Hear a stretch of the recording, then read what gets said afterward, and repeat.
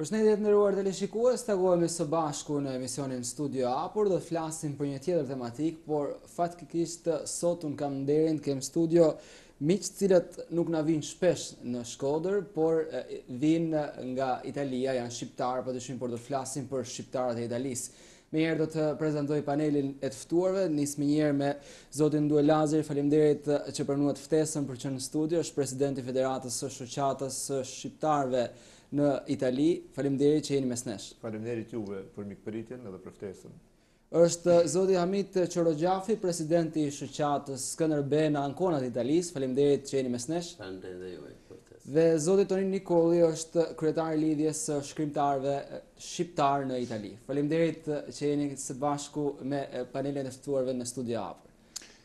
Jemi ne si ju falenderojmë juve për mikpritjen.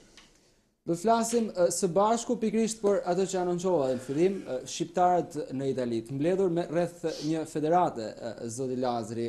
Konkretisht cili është roli që ka Federata e Shoqatave të Shqiptarëve të Italisë? Nëse më lejoni, unë parazgjithash duhet përshëndes Shkodrën, qytetin ku kam jetuar dhe punuar për 20 vjet, ku kam hedhur hapat e parë në profesionin tim si gazetar, ku kam hedhur hapat e parë edhe si familje e re në Shkodër, ku familjet, intelektualët dhe gjithë shkodranë më kanë pritur si tisha biri tyre, sepse unë jam origjinë nga Mirdita dhe kam punuar 20 vjet këtu dhe jam ndjerë si në shtëpinë time. Dhe për këtë e falenderoj dhe e përshëndes edhe sot popullin shkodran dhe qytetin e Shkodrës. Tani të kthehemi tek biseda që do zhvillojmë së bashku. Federata kombëtare e shoqatave shqiptare në Itali është krijuar në prill të këtij viti që jemi tani. Ajo përmbledh mbi 20 shoqata. Ishte një komision nismëtar i cili punoi për 2 vjet për të realizuar këtë ide që shqiptarët që bëjnë pjesë në shoqata të ndryshme, të shpërndara në rajone dhe provinca të ndryshme të Italisë, të bashkohen, që ne të mund të kolaborojmë me njëri tjetrin, të bashkohemi me njëri tjetrin, të jemi të lidhur në mënyrë që zëri ynë të dëgjohet për zgjidhjen e atyre problemeve që kanë emigrantët, që të kemi një kontakt më të gjerë, më konkret, më të frutshëm me institucionet italiane dhe me institucionet shqiptare për të zgjidhur ato të drejta që mbron kushtetuta për emigrantët dhe ato probleme që kanë sot emigrantët para tyre. Gjithsesi një federatë e cila e përkthyer ndoshta më thjesht është ajo avokatja e emigrantëve shqiptar në Itali. Po, paka shumë ka edhe këtë synim të mision të saj. Ne në këtë federatë bashkojmë edhe intelektual, edhe profesionistë të ndryshëm. Për shembull, mund të jap vetëm një shembull që avokatët që bëjnë pjesë në federatën tonë tash, për shembull për emigrantët, ato shërbimet e tyre profesionale si avokat ju bëjnë 50% zbritje çmimi në pagesën e emigrantëve, duke qenë se janë emigrantë, janë bashkëqytetarët tanë, edhe bashkëqytetasit tanë. Kjo gjë do të ndodh edhe me profesionistët e tjerë që fillojnë e bashkohen afër federatës tonë. Kemi edhe imprenditor, për shembull siç është zoti Hamit, kemi edhe të tjerë imprenditorë që janë bashkuar, edhe ata ndihmojnë me kontributet e tyre, me sponsorizimet e tyre, për të ndihmuar këtë federatë dhe për të çuar përpara misionin që ka kjo federatë për bashkimin e shqiptarëve. Cilat janë ato gjëra që organizojmë ne ose që mund të organizojmë ne, sepse e gjithë puna bëhet mbi baza vullnetare. Nuk është ndonjëri nga ne paguhet për këtë punë që bëjmë. Bëhet me shumë kënaqësi, bëhet me pasion, sepse është një kënaqësi e veçantë kur ne i shikojmë shqiptarët në rastin e një feste, në rastin e një aktiviteti që organizojmë, ata vinë të gjithë bashku, me shumë prej tyre të veshur me kostumet kombëtare, me flamurin ton kombëtar që është i pranishëm në të gjitha këto aktivitete, dhe ku dëgjohet kënga shqiptare, valle shqiptare dhe ku njerëzit vallëzojnë e rrinë me orë të tëra bashkë për të kaluar, të gëzuar momentet të caktuara, për të harruar për një çast ato problemet e përditshme që i kemi të gjithë emigrantët, siç janë edhe probleme që do të kenë edhe qytetarët tu, po ne i kemi atje në një vend huaj, ku kemi gjetur mikpritje natyrisht, ku kemi filluar të integrohemi e të stabilizohemi, por që pa natyrisht problemet janë siç jetojnë edhe vetë italianët sot në kohën e krizës edhe gjithë Europa. Normalisht. Zoti Hamit, shoqata ka një emër shumë të rëndësishëm, emrin e heroit ton kombëtar, pikërisht Skënderbeu, por me funksionin e saj si shoqatë në Ancona, ndoshta cili është roli që ka luajtur shoqata juaj? Po, faleminderit për ftesën. Shoqata Skënderbeu Fermos është krijuar në 11 maj të 2004-s në një grup antar të grup shqiptarësh, kur brenda vitit ne kemi arritur të marrim një shesh me emrin Skënderbej. Komune Fermos ne ka dhe këte. Dhe apat e para të filluan edhe për krijimin e një monumenti. Api në shkollës Shqipe, që sot ne kemi 3 shkolla Shqipe. Në Fermo? Në Fermo. Në Fermo, Porto San Giorgio dhe Porto San Epidio. Janë 3 qytete afër, që i merë një provincë dhe kemi apo 3 shkolla. Dhe për si vjetë, shkolla fillon datën 24 tetor, api e shkollave.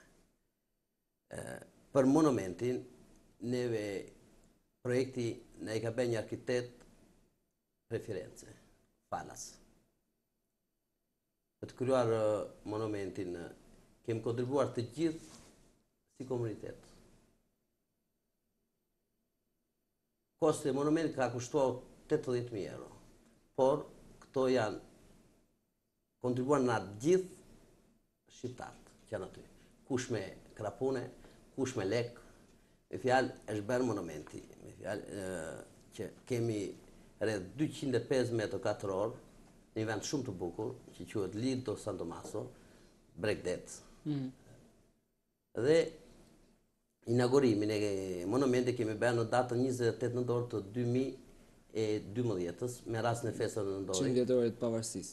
Kur mori pjesë dhe kryetari i Kuvendit Ilir Meta, në kryetari i Kuvendit të Kosovës, e shumë antar, plus kryetari i Bashkisë të zonës, e shumë njerëz të... Duke pasur parasysh që keni vite që jeni në Itali, por duke njohur edhe zonën e Fermos, cili është roli që kanë shqiptarët në këtë pjesë të Italisë? Shqiptarët ka rolin në radhë parë punojnë, sa ty është zonë fabrike, kontribuojnë me fjalë, por jo të gjithë, kanë akoma jo të gjithë afrojnë, si mund ta themi, jo të gjithë. Janë, ne mundohemi si shoqat t'i afrohemi, u kemi dhenë se shoqatës këmbe ka dhe këte që kemi 3 avukatër që japin servicio me një skondo 50%. Për shqiptarët? Për shqiptarët, por duhet të paraqiten me tesërën e shoqatës. Do të kaloj tek zoti Nikolli, i cili faktikisht të flas për një pjesë tjetër të shqiptarëve, atë të shkrimtarëve, si kryetari i lidhjes së shkrimtarëve shqiptar në Itali, ka një rol të rëndësishëm të shkrimtarëve të rinj ndoshta në Itali, atyre shqiptarë të cilët po luajnë një rol edhe në artin italian, nëse mund ta cilësoj të tillë. Tash në emigracion është e njohur që kanë ikur një pjesë e mirë e shkrimtarëve dhe të artistëve për motive të ndryshme. Ikën në Itali, ato nuk i ka privu asnjëherë nga ushtrimi i profesionit tyre, nga shprehja e talenteve që kanë patur edhe këtu.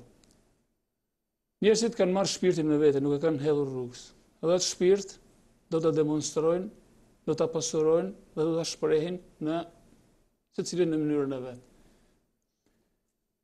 Duke pasur parasysh se në gjithë Italinë, edhe në vende të tjera të botës, militojnë, punojnë dhe jetojnë shumë krijues nga të gjitha sferat, jo vetëm thjesht shkrimtar dhe poet, por ka muzikant, ka piktor, ka fotograf, ka balerin.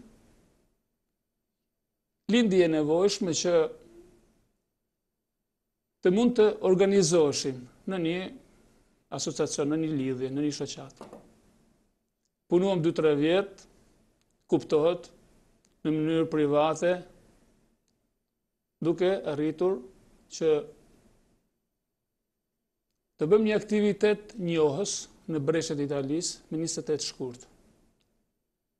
U nis si një ëndër, por për fat u bë një realitet në mënyrë shumë të shpejtë. erdhe nga shumë viset e Italisë rreth 80 krijues të zhanreve të ndryshme. Kishim piktor nga Shkodra, Alketa, Berçaj. Merr pjesë në Verona, sepse shoqata shkruar në Verona. Përfitoj nga rasti të them se Verona qyteti i letërsisë, artit, i muzikës dhe i dashurisë. Kemi fotografë të shquar që kanë marrë pjesë në aktivitete dhe në ekspozita që herët në Shqipëri, ka muzikant, ka poet, paka shumë nga të gjitha zhanret. Bëm një takim, në atë takim që ishte njohës, ishte si antipasto, si thonë këto, për të krijuar atë e lidhen tonë, për fat, erdhën rreth 80 veta. Recituam, biseduam, bëm 2-3 recensione librash, u njohem dhe hodhëm bazën e bukur të krijimit të lidhjes tonë, e cila pastaj në ditë të ardhshme në prill u realizua me sukses në Verona. Pra, aty ka nisur edhe krijimi i kësaj lidhje të artistëve, nëse e cilësojmë tillë, jo vetëm të shkrimtarëve. Për fat, lindi aty, në një vend tamam domethënës. Pastaj kemi vazhduar aktivitete tjera, shumë të rëndësishme, që i kanë dhënë një impuls, kanë stimulu më tepër forcat, ju kanë dhënë besim. Dhe me këtë po arrim dita ditës të demonstrojmë dhe të transmetojmë edhe tek italianët artin dhe vlerat tona të vërteta kulturore, shpirtërore që kemi.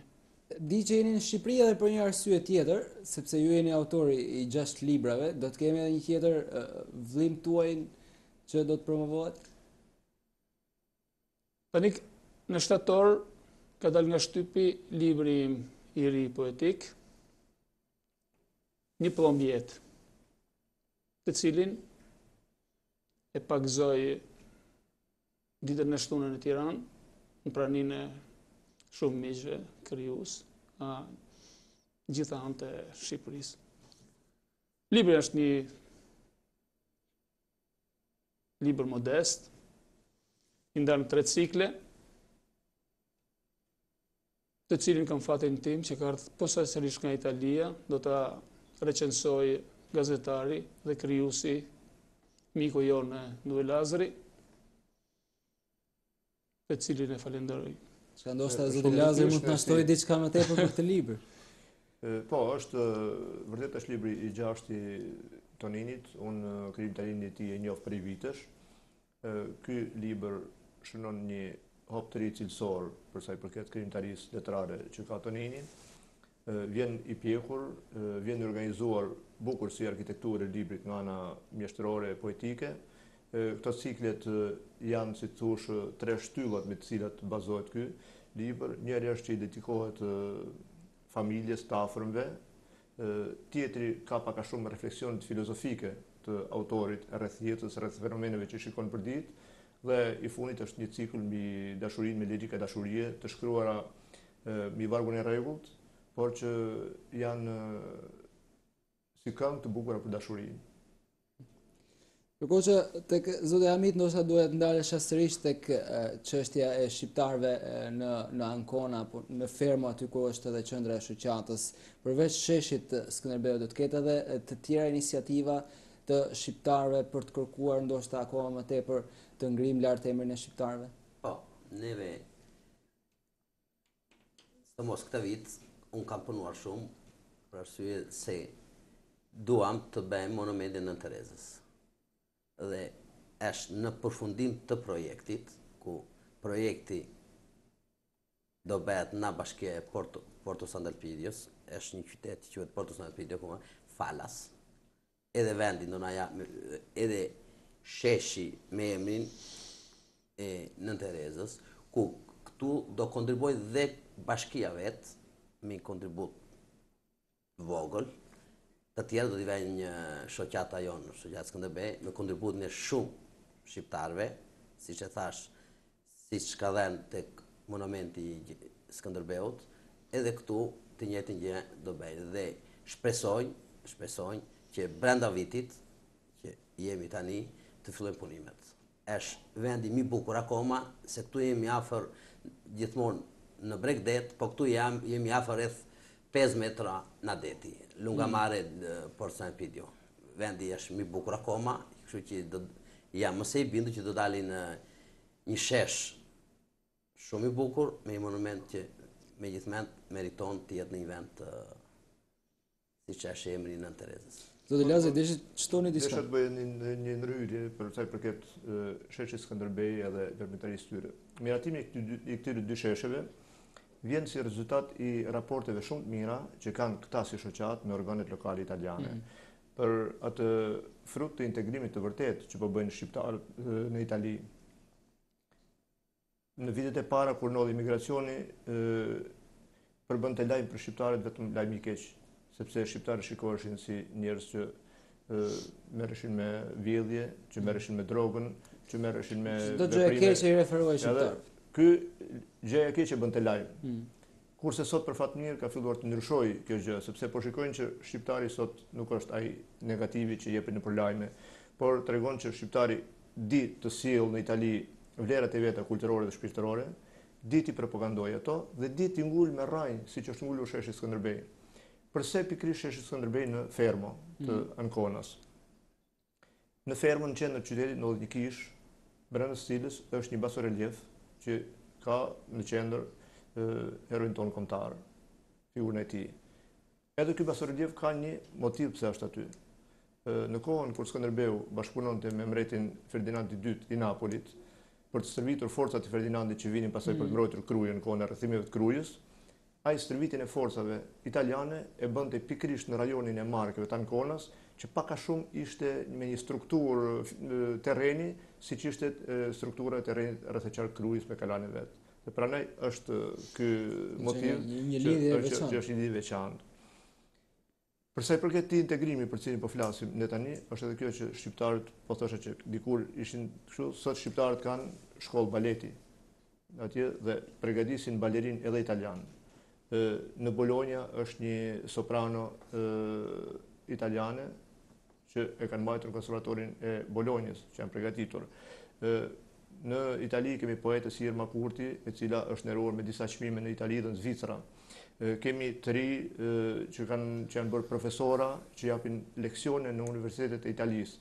Pra, nuk kemi vetëm krahun e punës që ndihmon në ekonominë italiane dhe në ekonominë shqiptare, natyrisht, sepse një pjesë e tyre parati sillnin këtu edhe shpenzojnë këtu. Por kemi tash po krijohet ajo që mund të quhet elita e emigracionit shqiptar në Itali. Dhe kjo është diçka pozitive. Aty do të dalë, faktikisht unë e kam titulluar edhe bisedën shqiptarët një faktor jo kalimtar në Itali.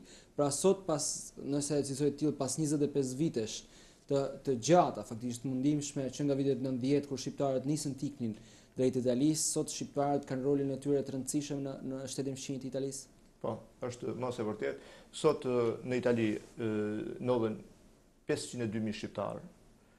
Shumë prej tyre kanë mbi 25 vjet, që janë aty që nga viti 90. Kemi tashti generacionin e dytë që ka lindur në Itali, por kemi edhe një prit atyre që ka shkuar për herë parë në 90-ën atje. Dhe këta fëmijë që lindin atje nuk e njohin gjuhën shqipe, sepse nëpërmjet shkollave nuk kanë kontakte. Atëherë bëhet çmos që këta të mos e humasin gjuhën amtare. Dhe pikërisht federata jonë, siç e përmendi edhe Amiti, që ka 3 shkolla në Fermo, por nuk ka vetëm Ferma.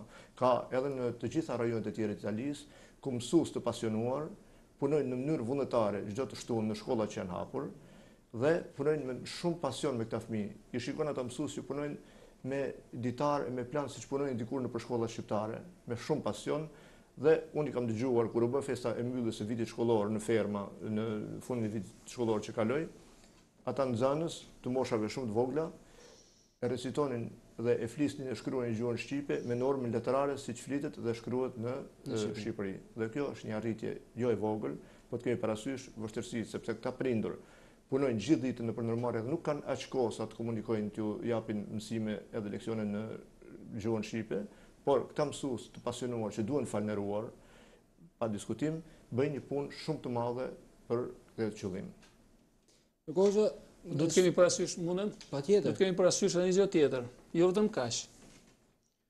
Por tash moshat e ndryshme, sidomos ato që janë nga 30 deri në 40, kanë arritur që të vënë kandidaturë, të bëhen asesor komunash, të futen në administratën publike italiane.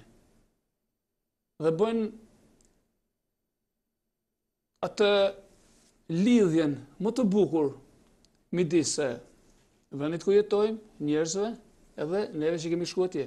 Edhe kjo afron gjithnjë më shumë atë diferencën emigrant. Fillon dal nga dal tash, edhe fjala emigrant zvoglohet pak.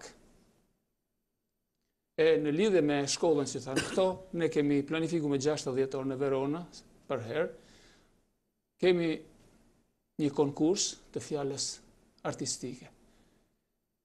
Për moshat e reja, që ndoshta tash po mësojnë ta shkruajnë edhe ta lexojnë gjuhën shqipe, tamam siç bëhet edhe këtu në Shqipëri. Pra të cilët do të vinë brezineri. Po, për brezineri, të cilët do të vinë të konkurrojnë atje me fjalën me poezinë shqipe, të autorët të ndryshme.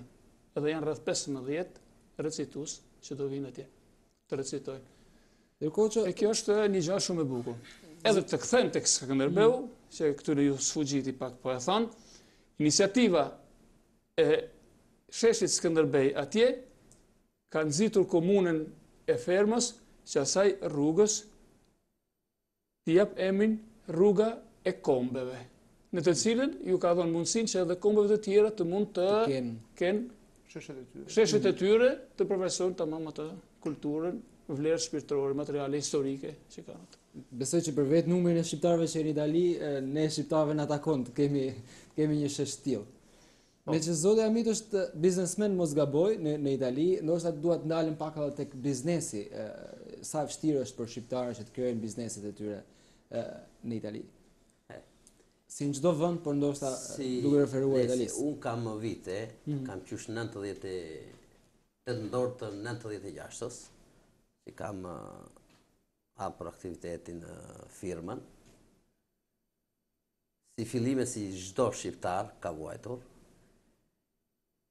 por me dëshirë të punës të shumë gjerave kam arritur që kam krijuar një bazë të mirë. Në radhë parë kam shumë raporte të mira edhe me komunat, se unë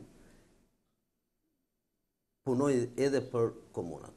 Do të thotë që kam, në radhë parë kam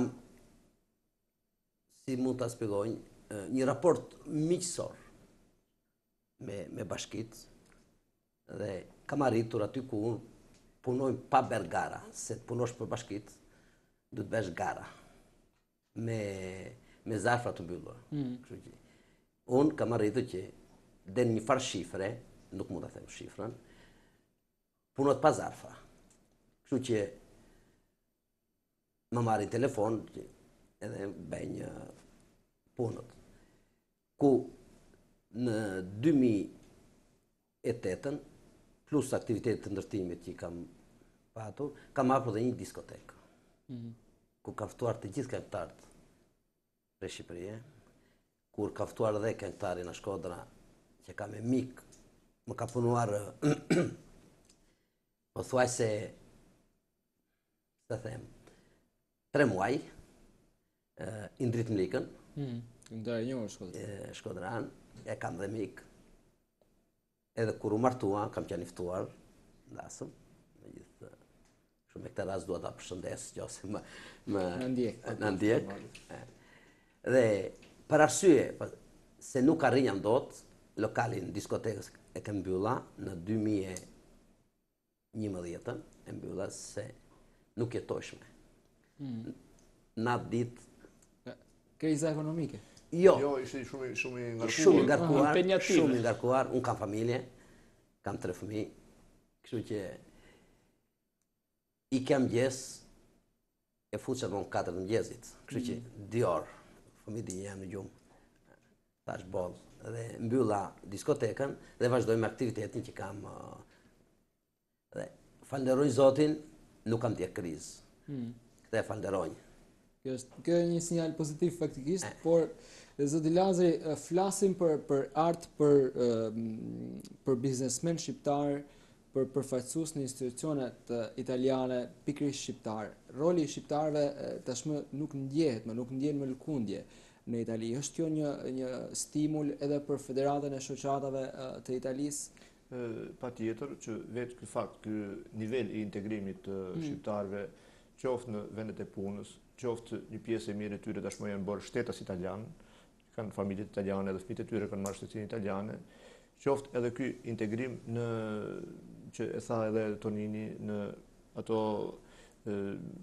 komunat, në bashkitë që janë me fjalë, ata po e shikojnë shqiptarin si një faktor që vërtet ditë jap kontributin e tij, ditë integrohet, ditë punoj me ndershmërinë e tij edhe në këto institucione lokale. Kjo ka krijuar një besim reciprok midis atyre dhe nesh, një bashkëpunim të përhershëm. Dhe ky nivel i bashkëpunimit tashti e ka bërë federatën që të bashkohet, të bashkojë këtë mundësi, të bashkojë këtë energji shqiptarëve, dhe që sa herë që ne jemi pranë njëri tjetrit, të evidentojmë të vlera që kemi, në mënyrë që edhe shoqatat e tjera pastaj të afrohen rreth nesh. Dhe faktikisht, pas aktivitetet para që kemi organizuar, qoftë ajo në Brescia që përmeni Tonini, ose griljata poetike, griljata është në kuptimin e griljatës Mishit, por ishte e organizuar e poezitë, ishte një gjë shumë e bukur që u bërë në Verona, në qytetin e Romeos e Julietës, dhe ku morën pjesë shumë veta, në koncertin shumë të madh që u bën në Riva del Garda dhe ku morën në shesh mbi 2500 vetë, shqiptarë nga gjithë Italia erdhën aty që dëgjuan këngëtarë shqiptarë të ftuar. Dhe jo vetëm shqiptarë, atëherë koncerti shumë të italian. Erdhën shumë italian dhe vetë kryetari i bashkisë i qytetit Riva del Garda tha që në historinë e këtij qyteti asnjëherë ky shesh nuk ka qenë i mbushur si sot. Dhe ne falënderojmë juve që na sollët vlerat e vërteta të artit shqiptar këtu që bashkuan të dy popujt si asnjëherë tjetër për të festuar, për të ndjekur së bashku këtë koncert. Dhe këto aktivitete kanë bërë që edhe shoqat të tjera që janë larg federatës sonë tani për tani dhe që fillim e shikonin me mosbesim këtë afrim se e konsiderojnë gati pamundur për fatin që ne shqiptarët jemi çik mosbesues, jemi çik edhe të tillë që është vështirë të bësh 2-3 shqiptar bashkë. E kemi nga natyra, nga historia dhe pranaj historia na ka dhënë çik përqar. Tani vetë të shoqata kërkojnë të kenë kontakt me neve dhe të afrohen. Pra faktikisht federata po bëhet një faktor bashkimi midis shqiptarëve. Gjithnjë më tepër po e merr këtë rol përsipër. Dhe neve si drejtues, mua me kolegët e mi që janë këtu, po edhe të tjerë që kemi në Këshillin Drejtues Federatës, na del detyra që të punojmë sa më shumë që këtë besim që na japin ata ta meritojmë, ta çojmë përpara dhe ata që do vinë pas nesh ta çojnë akoma më tej dhe ta forcojnë të organizëm që është krijuar atje.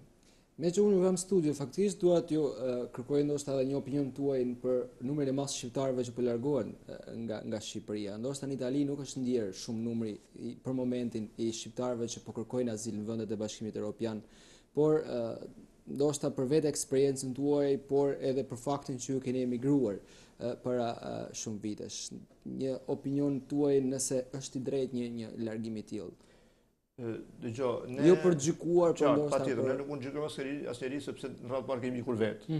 Kështu që kemi ikur për nevojat tona, për dëshirat tona. Unë personalisht kam ikur në një kohë që isha në punë të mira në Shqipëri, por kam ikur thjesht për të krijuar mundësi më të mira vajzave të mia, fëmijëve të mi që ishin të vogla në moshë, për të hapur tjera horizonte, që për fat keq në atë kohë në vendin tonë nuk u hapshin. Jo vetëm në atë kohë, por edhe sot me thënë të drejtën, të rinjtë marrin studime dhe nuk kanë ndonjë perspektivë të veçantë. Me këtë rast nuk dua të kritikoj vendin tim dhe realitetin në vendin tim, po për fat keq ky është realiteti që shihet për ditë, siç ndodh jo vetëm këtu, po edhe në Itali ndodh që truri intelektual largohen nga vendi. Pse? Sepse nuk ju hapen mundësitë. Nëse ne shikojmë që në administrat, në shkolla, diku tjetër ju jepet vendi njerëzve mediokër dhe nuk përdoret meritokracia, atëherë ai që e ka këtë merit, njehet i diskriminuar dhe ik nga vendi vet. Dhe kjo është një dhimbje. Është një dhimbje sepse humben vlerat e një populli, vlerat intelektuale të një populli. Dhe nëse politikanët, autoritetet shtetërore nuk do të arrijnë të kuptojnë këtë rrjedhje intelektuale që ikën jashtë vendit, shumë shpejt do ta shikojnë që po i bëjnë një dëm të madh popullit dhe vendit të tyre. Shpresojmë që ky mesazh të ketë vlerë për gjithë ato të cilët duhet të kuptojnë një fakt tillë, por unë dua t'ju falenderoj që ishit sot në studio, sollëm pak atë jetën e shqiptarëve në Itali në këtë studio për ta bërë ndoshta edhe për të kuptuar gjithë ato që na ndjekin se si sot jetojnë shqiptarët në Itali. Unë dua t'ju falenderoj përzemërsisht dhe ju uroj suksese në të gjitha iniciativat tuaja. Faleminderit Faleminderit juve. Për ftesë. Ju uroj me ju punë Suksese. të marrë me emisionin, gjithë të mirët, edhe sa më shumë begatije Faleminderit. ekonomia dhe populli shqiptar, e familjeve shqiptare. Do të ishte interesante që ekipet tuja të krijojnë mundësinë e të vinë atje ku punojmë, e ku këndojmë, e ku shkruajmë, e ku vujmë ne. Se jo, do të ishte kënaqësi, por ngelet për ta diskutuar një herë tjetër që të shohim realitetin e shqiptarëve në Itali. Okej, Ju faleminderit edhe një herë, Faleminderit të juve. shikues, ka qenë kjo studia A për edhe për ditën e sotme. Ju falenderoj që na ndoqët bashkë mirëpafshim.